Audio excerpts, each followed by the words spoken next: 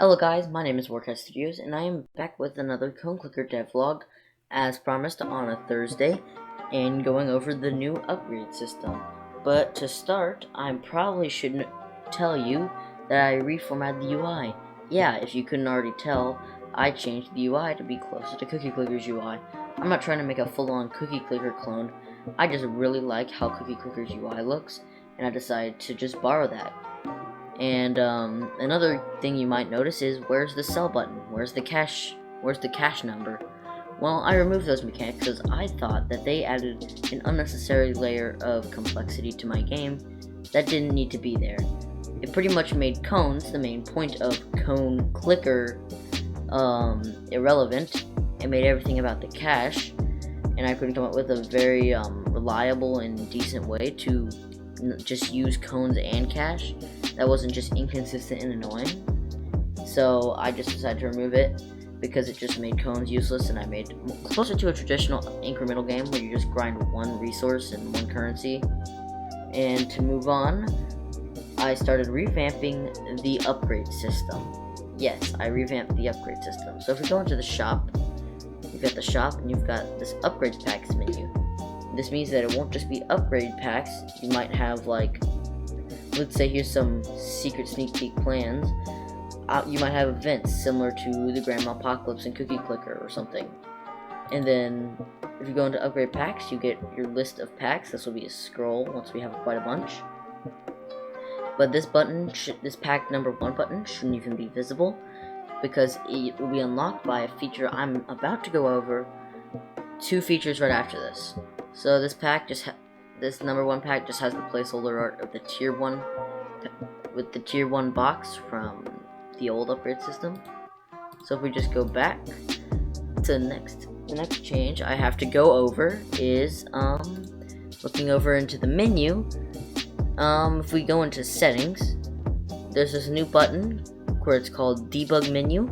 It says off. If I click on it, it says debug button on, and it unlocks this old Rickroll icon that I made. And the Rickroll, by the way, is still right here. But clicking that button will open up the debug menu. And as you can see, we have 2 times click power, add 10 cone, and subtract 10 cone, and then we have the close menu, or the close button. Sorry. And so let's just get to 100 cones. So as you can see, once I reached 100 cones, I unlocked this little button down here. This is the contracts button. This is how you will unlock things such as events, upgrade packs, and other cool things.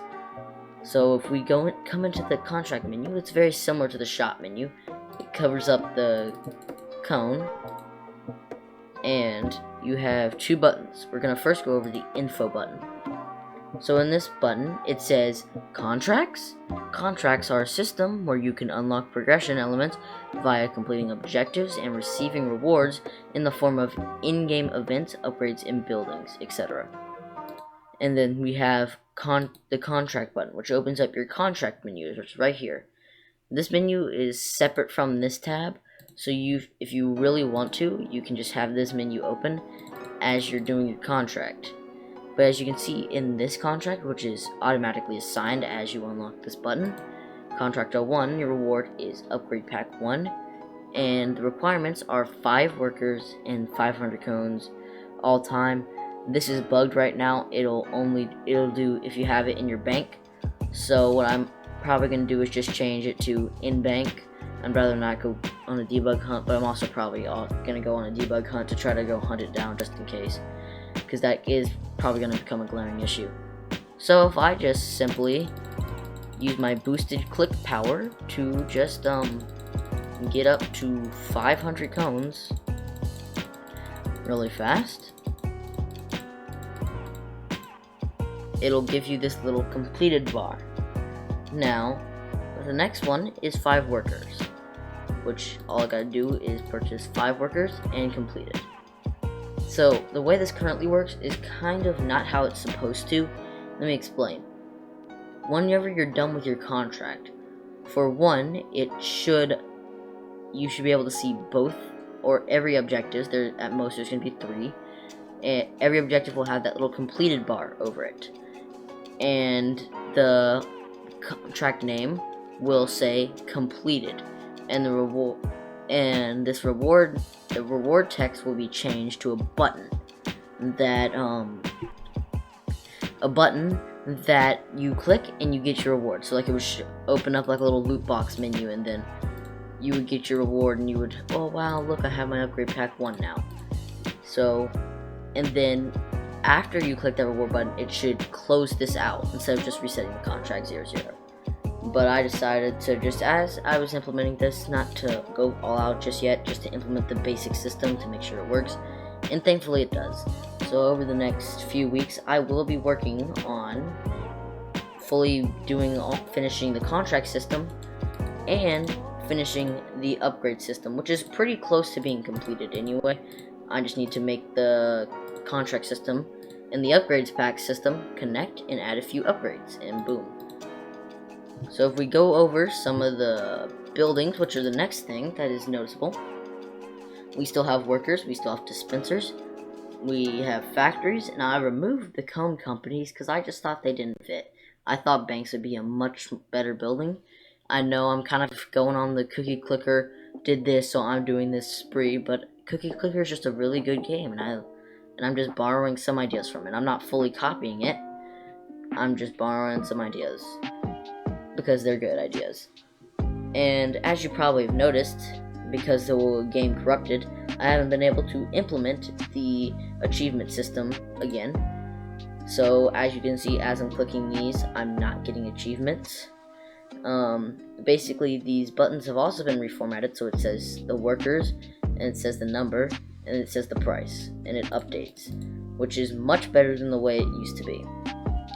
I have done all these buttons, I've set up all these buttons, except for the spaceship button, which I will try to be setting up in the next 2 weeks. I have also kind of changed the stats menu. Originally there was nothing in there, but now I've basically put some basic debug stats. As you can see, you have cones per second, which, as you can see, CPS is 146, and total cones made is 402. The reason this is bugged is because I have forgotten to implement the buildings to go into the total cones made, causing it to be a little bit buggy. And the clicks, the reason that is very and the number of clicks works just very simply. I click the cone. I click the cone and it goes up. I click the cone and it goes up. Nice. So that is mostly all I have to show, except for one quick feature, is settings and stats are accessible in this main menu, but are also accessible in the pause menu. As you can see, settings and statistics.